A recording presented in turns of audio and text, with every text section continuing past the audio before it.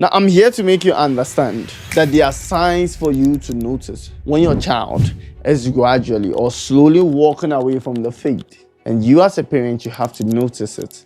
And that is what is going to help you be able to keep them from walking away from God. Let's move straight into the video. Point number 1, spiritual conversations begin to sound like they are being forced. What I mean is that your children do not want to have conversations about God. They tend to change the topic, or they tend to give short and quick answers. What I tend to see about myself is when I begin to live a life of sin, I completely decide to ignore all the people in my life that I know will bring me back into the light. I don't know why we live that kind of life. I think it's something that has to do with our great grandparents, Adam and Eve, who ended up sinning, hiding from God. We tend to sin and want to hide. It's as though we love to sin. God have mercy on us. But you tend to see that your children naturally just all of a sudden decide not to have spiritual conversations. Nowadays in my life, one of the best people to talk about when it comes to the things about God is my dad, because he actually knows a lot. And then now that I have gotten to understand the faith, when I'm speaking to him, I'm amazed, I'm blessed. I can't even believe that all this while I've not been having such conversations to him. Parents, when you notice that your children are not willing to have spiritual conversations or conversations about God, they are gradually shifting away from God, or there's a hidden sin that they are not willing to open up to you about.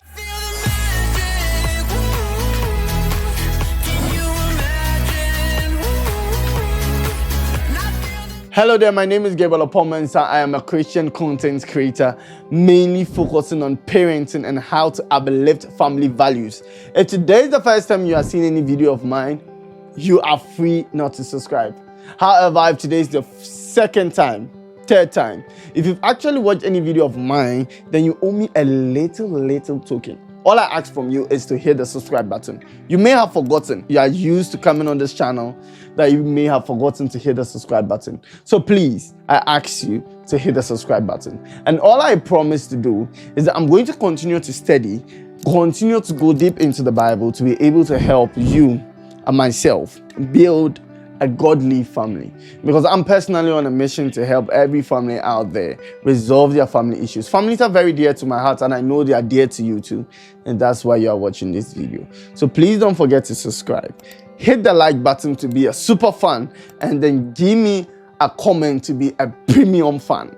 What do you think about that? Deal, right? Okay, so let's move straight into the video as I give you 5 signs that your children are walking away from the faith.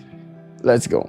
Point number 2, they avoid church or they treat it like a chore. What you tend to see is that your children do not want to go to church services and start to give excuses. They start to say things like, I don't like my Sunday school teacher, I don't have any friend in the church is boring, I want to go to my friend's church. Now, most of these signs are because they are gradually shifting away or gradually drifting away from the faith. They're looking for excuses not to come to church. It's very important that we enable them to come to church. It's very important that our children go to church. When I say our children, I don't mean me, because I don't have a child yet, but I mean like the community on this channel.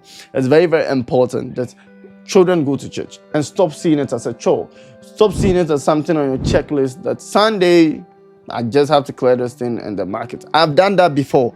I've gone to church just so that I don't be in trouble, just so I'm not seen as the Lucifer of my house, because most of my siblings are in ministry, and it would be so funny if I didn't come to church. My life would not be easy that Sunday. So I would go to church, just tick the box and go like, boom, we're done Sunday. Glory be to God. Let's move to Monday. So watch out for your children who treat church as a chore or tend to want to be absent from church. Point number 3, loss of passion for worship and prayer. Now, this was very important to my dad, and it's beautiful how he did it. When we came for morning devotion, we were like literally sleepy, and then we won't want to sing out loud or pray out loud. He will literally come and stand in front of your face and be clapping and be singing right into your face. It was so annoying, but somehow you would get into the mood to worship.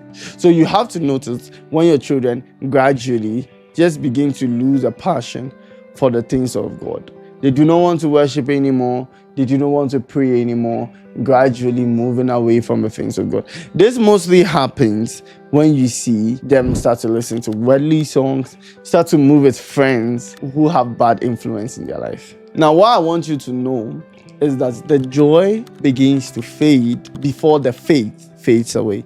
So when you see that their joy for the things of God is gradually going away, probably you should be checking your faith as well, because your faith will also be reducing. Point number 4, stronger influence from secular voices. What I mean is that your children tend to want to draw more to what social media is saying and then what their culture is, more than what the Bible is saying. So your children begin to dress funny, they begin to act funny, they begin to talk funny, start to learn some slangs of the internet, and start to behave like creeps in your own house.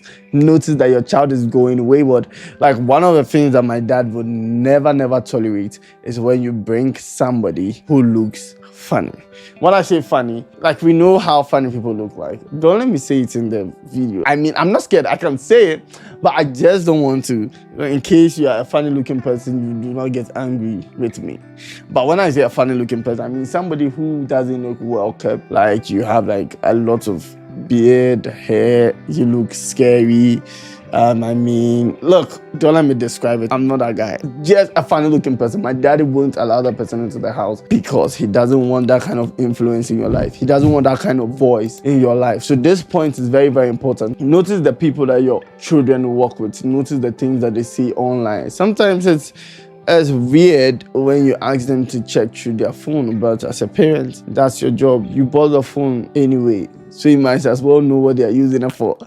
Point number 5, hidden lifestyle changes. What I mean is that your children begin to exhibit some behaviors, characteristics that you don't normally see in them. For instance, when I was living with my dad and going through a very tough time, I actually messed up, like a big time mess up, and then I had to open up to my dad, but I just didn't know how to do it. So there was this funny thing that was happening. Right after morning devotion, I would just run into my room and lock the door. Just be in my room. I wasn't doing anything naughty. I just come back from high school and I literally did something naughty. Had a girlfriend and started misbehaving. So I was feeling sick about it because I knew it was a sin. I didn't like the idea that like I was living that kind of life. So interestingly, my dad noticed. That was weird because I don't normally do that. After morning devotion, I sit down with my dad, and after he shares the word with me, we discuss it, we talk, we laugh, we start to talk about the news. I mean, we talk about the day, we talk about some of the activities we are going to do in our day, and that is how we're building a relationship. But this time, I would come